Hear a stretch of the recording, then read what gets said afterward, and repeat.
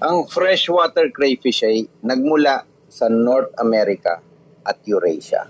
Nag-evolve ito mula sa sinaunang mga freshwater crustacean, mga 140 hanggang 200 milyong taon na ang nakalipas. Sa Pilipinas, lalo na sa Samar, wala pang magsasaka ang nagsisimulang mag-alaga ng crayfish dahil marami ang hindi pa marunong kung paano ito pamahalaan.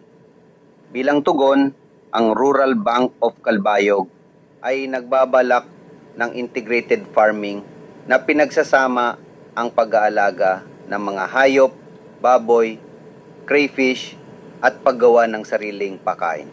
Makakatulong ito sa paglutas ng mga suliranin sa pagsasaka.